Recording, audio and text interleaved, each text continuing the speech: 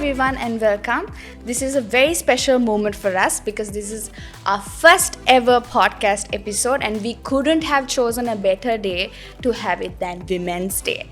And this podcast is created to talk about inspiring people about their life journeys, their creativity and ambitions. And today's special guest represents all of those attributes. She's a doctor and she's an entrepreneur and a founder who proves that one woman can live many dreams at once.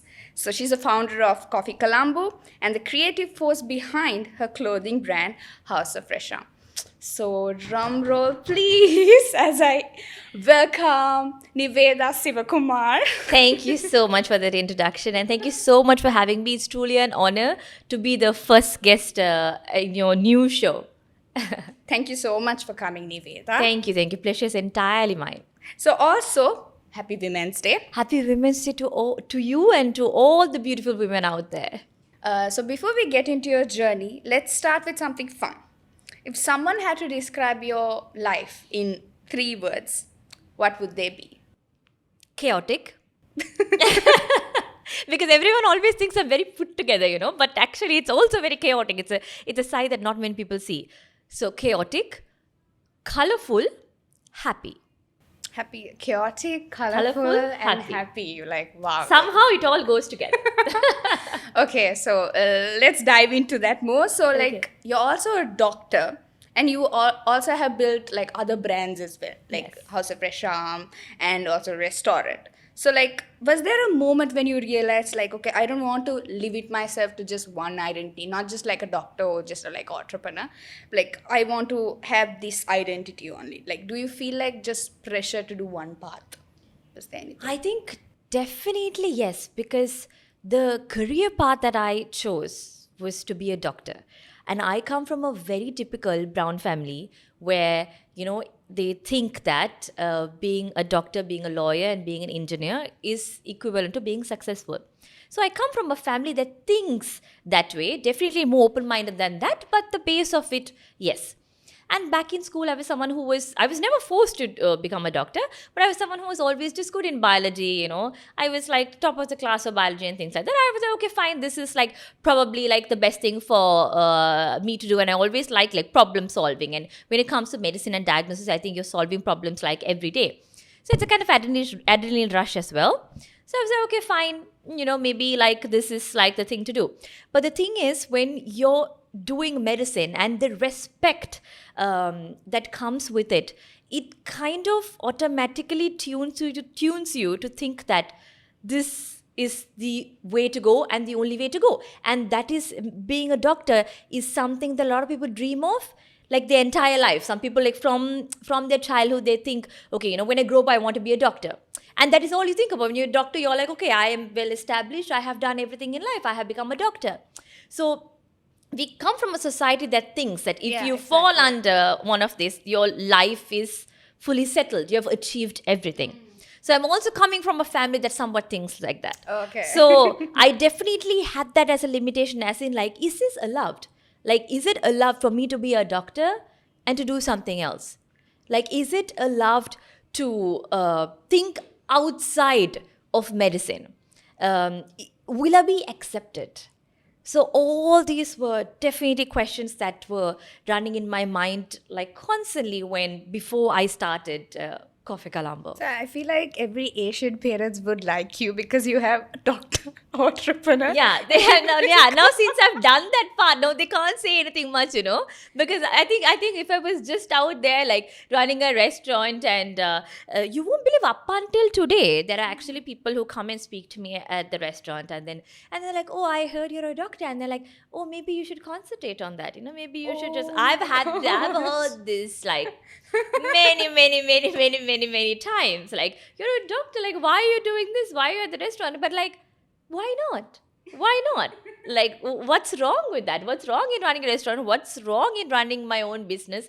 What's wrong in creating something for myself? What's wrong in having more than one identity? Exactly. Yeah. You have a point there. Like I said, you're a favorite child for every... Yeah, because they have no choice. Yeah. And also, if your life, right now was a movie, what genre would you think, you want to be, and like you think this is going on in your life, like you would want to like identify yourself. Okay, this genre of movies are like my life. My life is like this genre. Like, what would you say? It can be any movie. It can be Tamil or English. The thing is, I don't think I can put one genre and say this is what my life is about, because I truly believe in that kind of balance where I think my life, if you take it as a movie, it will be a masala. It'll be a masala of so many things put together. It'll be that commercial film where you have everything going on in that film. So I can't really choose one and be like, this is my life. It's just everything. And I strive to actually have like that mix. I think that's what keeps me going. That's what keeps it interesting for me to keep it going. So a lot of women listening might be scared to take the first step in starting their own businesses. What advice would you give them for them to move forward? Okay, so first of all, what do you think actually limits a woman? It's definitely not their ability, right? So what limits a woman is expectation, right? So it's expectation of the society, right? Now say you're married and you have a child. So you have a role to play. Yeah. Now that in your head, because you're taught that is your role, and that is what you're meant to do. Now that is what is restricting you. Is never your ability, is never your capability. Is your expectation the society has put on you that refrains you from taking that step, right? So what you should understand is not every woman needs to be categorized. Not like, you have to be just a mother, you have to be just a doctor. It's okay to be layered. It's okay to have layers. So that is what is important. And for that, what you should understand is that you will not always have a perfect balance. Having a perfect balance when you're doing more than one thing, that is a myth, right? Even I don't have a perfect balance, and I don't think everyone out there has a perfect balance. Yeah. Having a perfect balance is something that you think. If you think doing this is a balance to you, it's a balance. So it's a meaning that you create, right? So I actually read recently, I also spoke about this recently. I read this very interesting theory where you have like 4 flames, right? So let's just take one flame as your work, one flame as your family and friends, family, okay. And then one flame as your health. Okay, one flame as your health. And the other flame could be maybe like your relationship. Or whatever, okay? Your relationship, and maybe you're going out, your entertainment, things like that, okay? So, it's impossible for all of these 4 flames to burn the same way all the time. Sometimes you have to lower one flame for the other flame to burn brighter, right? So either way you will have your 100%. It's not like all flames need to burn 100% for you to have your 100%. Sometimes one flame can be 35, one flame can be 30, one flame can be 15, and one flame can be 20. All put together at the end of the day is 100%. But you're choosing which flame to burn brighter that particular day based on your priority. So that, to me, is balance. Is not having 25, 25, 20, 25 or having 100, 100, 100, 100. Yeah. It's altering a little bit according to, you have to wake up today, this is more important. I'm going to focus a little bit more on this. That doesn't mean you're switching off that flame. It just means you're striking a perfect balance in your way. So I think that is something that people should understand, that having that perfect balance is a myth. The balance is what you create. Your balance is what you create. Yeah, exactly. I just like the way how you put everything all together, like the flames and all. It just makes so much of sense. And was there any woman in your family growing up who shaped you as a person who is right now? Your mom? Most definitely. And I don't think there's any better example than my mother. And I think that is for all of us. The thing is, my mother did not teach me to become an entrepreneur by taking business classes. She taught me business by being resilient, by showing up every day, by being consistent, by her sacrifices. Exactly. Now you think about your mother, or think about every mother out there. How much they show up for us every day, how much sacrifices they do, how consistent they are. Even if you take 50% of that to your work, you're already halfway there. There True, is yeah. no better example in our life, right? Than our moms, yeah. Yes, exactly. And I think my mom specifically, right? I think sometimes I feel like she doesn't get enough limelight, because I feel like even when you take Coffee Colombo, where it stands today, I feel like maybe even if I'm not there, it'll keep going. Or maybe even if my father is not there, it'll keep going. But the main pillar to Coffee Colombo is definitely my mother. She's the one who curated the entire menu. She's the one who it's all her recipes. Seriously? It's all her recipes. The reason you come there and you come there again and you say, wow, this is amazing, is because everything is curated by her. It's all her recipes. And she's there like almost every day making sure that, her taste is there in every bite that you have. So like your family and everyone are involved in this restaurant, not only you. Yes, 100%. My family is involved. There's an entire team behind it. I am just the face of the brand. And I'm no one without my team, without my family, without my biggest support system. Let's talk about Coffee Colombo. What inspired the idea of Coffee Colombo, and tell me about like the story behind Coffee Colombo and why that specific name came to place, because it's a Jaffna. Yes, definitely. And, like, So there is so many people that ask me, why Coffee Colombo? Why Coffee Colombo? The thing is, this is not planned. It was not planned. So when I started Coffee Colombo, I mentioned to you before we went on record, I was 22 years old. And I just liked the coffee culture. And I studied in Malaysia, and I used to be cafe hopping. And, I used to enjoy it. And I was like, okay, why not take this back home? And that's how Coffee Colombo came. So it was just a coffee shop. So coffee shop, Coffee Colombo makes sense. Okay. Right? Yes, so I started it. Okay. And I started Coffee Colombo because it's a very easy name to remember. Like when you hear Coffee Colombo, you'll be like, even if you don't know, you'll be like, maybe I've heard it somewhere. It already sounds popular, So then I was like, okay, this is a perfect name. No one has this name yet. Like now, I think there's a lot of restaurants that have very similar names. But when I started, it wasn't there. We were the first ones. So I was like, okay, I'll go with that name. And it was a very normal, traditional coffee shop. We served coffee, we served tea, we had sandwiches, we had burgers, we had pizzas and pastas. We had all that, all kinds of things. And then the economic crisis hit. Oh, gosh. Okay. And we were, to some extent, we were doing deliveries, but not to say we were not really struggling to make ends meet, but it was more of like a slight profit or just breaking even, right? Because the prices of things hiked up so much from like coffee. We were using imported products. So the price of cheese, the price of coffee, everything hiked up. And then we thought, why not something more sustainable? Something homegrown. Something that you don't have to rely on imports, rely on these price changes. So then came the crab pittu. The puttu, crab, sambal, gravy. Everything locally sourced. Everything from home. Everything from Jaffna. One dish, right? So I was working as usual. I was at the restaurant, and I had taken someone had ordered. I mean, we've launched this. Okay, we have ordered it. It's not like we launched it and it became wow, super hit. No.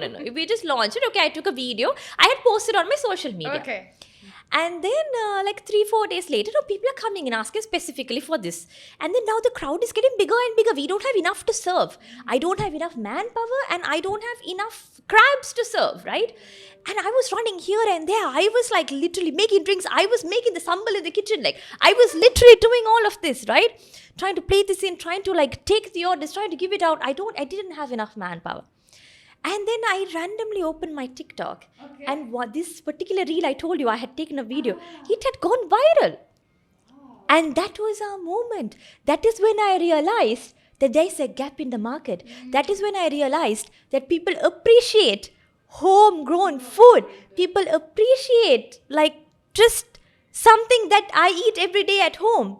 That is accepted. It is appreciated. And Coffee Colombo became a Jaffna style restaurant right after. We literally introduced dish by dish. It was the crab, the chicken, the fish, the cuttlefish, the prawn. It was dish by dish. And then we slowly changed it. Then became the roti kotu, the pittu kotu. Then now we have the pot rice. Now we've introduced the roast pan. So it was all a step by step process. But the one thing I didn't want to give up is that name that was very, very close to my heart. So answering your question, Coffee Colombo. I didn't want to give up on the name. So I was like, So that it's was fine. like the first name. Also Yes. It's a name that yeah. is just something that I did for myself. I wanted to keep that name, but we added a tagline. The tagline is home for your Jaffna crab puttu. So it's Coffee Colombo, home for your Jaffna crab puttu. So if I come to your restaurant, okay, Yes. and bring my family, what do Yes. you think would I would like to choose? Like, you would recommend me. Definitely our bestseller. So it's a crab puttu. So that is our signature. That is, so you have to definitely try that. And then we have like the puttukottu, which is a slight twist to that. So it's like a puttukottu. If you take the crab, it comes with the crab on top, chicken, mutton, whatever it is. And then the pot rice. So the pot rice, we have it's rice and curry. It's Jaffna style rice and curry. But it's available the entire day. So even if you come at night, if you're a rice lover, you can actually have our rice and curry. Like we make sure we recook. So we have the rice until it's sold out. We try to serve as many people as possible. So definitely like a mix of everything. Okay, now let's talk about your clothing brand, House of Resham. Yes. So how did that come to life? Especially like, also it's new for you. Yes. It's Yeah, been like less than a having- year. Yeah, Less a than new year. brand, but then you have a really good social media following for your Yes, page, yes. and people love that Indian attires and Yes, all. yes, So tell me about it. How did it come to life and all? Okay, so for me, fashion is a way of expression, right? And I'm someone who is deeply rooted to my culture. For example, Coffee Colombo. I am a Jaffna Tamil, and that is why I'm truly bringing a part of my home to the global platform, and that is my vision for Coffee Colombo. So same way when you talk about clothing. Now, when I am in Coffee Colombo, I always wear traditional clothing. 90% of the time, you can see me with traditional wear. So it started where whenever I'm there, people always come up to me and ask, "Oh, where did you get that? That looks so nice. That looks so beautiful." So it started with that. Like people appreciate it so much. Like why not give it to them, right? And in we live in a world where everything is so, we are so brainwashed by the Western culture that sometimes we think that dressing that particular way or following the Western culture is cool. So the idea behind House of Resham, even the tagline, is traditional redefined. Is the small thought that you can look cool, you can look hot, you can look sexy wearing traditional. That was the idea behind it. So it's traditional redefined. It's traditional yet modern. It's classic yet Western. It has a bit of touch of everything. But you can wear it every day. You can feel confident. You can walk into even a meeting room wearing that. That was the idea behind it, where you're carrying your culture, but you're still a modern woman. That is the idea behind House of Great. Resham. And I feel like now, like in Sri Lanka, a lot of girls like They opt for that. Yes. attire, like Indian attire. Yes. That's because now the Western media is going for that. They're having their own twist to sari and calling it God knows what. Yes, I saw and Scandinavian. Scandinavian, I'm like, yes. what's Scandinavian, bro? Like, no, That's dupatta, not. right? Yeah. That's all Scandinavian. That's No. dupatta. Yes, exactly. So now that they are embracing it, now we are like, no, bro, like we started this, so it's coming back to us. So this is like the best time, I think, for us, Exactly. Yeah. So also, like, if anyone who's watching out there, so on this Women's Day, what is one message you want to give to all the women out there who wants to start a business of their own? Okay. So like I mentioned before, I think the most important thing to understand, not just a message, but just something in general to understand, right? That being a woman is powerful, right? And don't ever compare yourself with a man. You don't have to compete with a man. It's very important to understand that, okay? I 100% respect men. Now, if there's a problem, for example, right? Now, a man's strength is how strategic they are, how logical they are. If you go to a man with a problem, he'd be like, la la la la la la. And sometimes they're like, oh, that's not what I want to hear. Yeah. But that's how they think. When you come to problem solving, they're very strategic. They're very logical. And that's their strength. Yeah, exactly. Now, as a woman, what can you bring to the table? Now, we think that we are weak because we are emotional. Yes, we are emotional. But the beauty of it is that when you bring out that emotion and that logic together, you're bringing a whole new perspective that a man can never do. Because I'm not saying men cannot be emotional. Men are 100% emotional, they just don't show it out. Yeah, but when it comes to problem solving, they don't use emotions. But we use emotions everywhere. All I'm saying is use that emotion as your strength. It's a whole new perspective. I'm in a field led by many men out there, right? The reason I can probably stand out a little bit is because I take that emotion with me. I take that woman inside me everywhere. I'm not trying to be a man. If I'm trying to be a man, I'll be like everyone else. So what makes me different is that I'm a woman and I can bring that emotion. When there's a problem, when we're launching something, I can bring a different perspective. Yeah. And that's because of how I'm architectured. It's because of my DNA, because of my emotion. So that is your biggest strength. Use that as much as possible. Don't think your emotions are making you weak. It's fine. Just use that, tune that to become better. Tune that to bring a new perspective to the table. And always remember that it's okay to be layered. Yeah. You don't have to categorize yourself into this or that. And always remember that your pace is okay, your pace is valid, your dream is valid, and you're valid. Exactly, yeah. Yes. Thanks so much for that. Actually, that's like very inspiring. Thank you so much. Also, Nivetha, you're a content creator as well, yes, right? Yes. So how did that journey start? Can you just tell us? I think that was just an accident. So one of the first few brands I worked with was actually Pond's. And it was just me and my sister, and like my sister had like signed me up for this thing, and we were like, okay, we'll do this. It was just something that started there, and I'm just so grateful because up until now I am not tied with any agency, and I have not reached out to a single brand ever. But because I worked with Pond's, that's under Unilever, somehow all other Unilever brands started recognizing me, and I started getting these opportunities. So now I just pick and choose something that relates to me, something I want to work with, something that I think adds value both ways.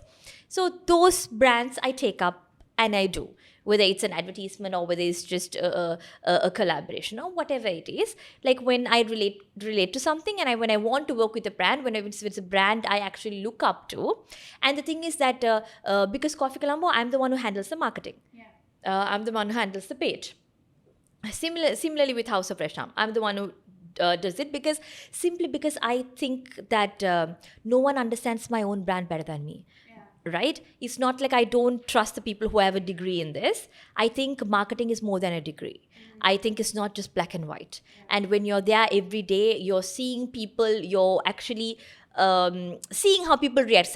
When someone takes a food and puts it in their mouth, you can see their reaction.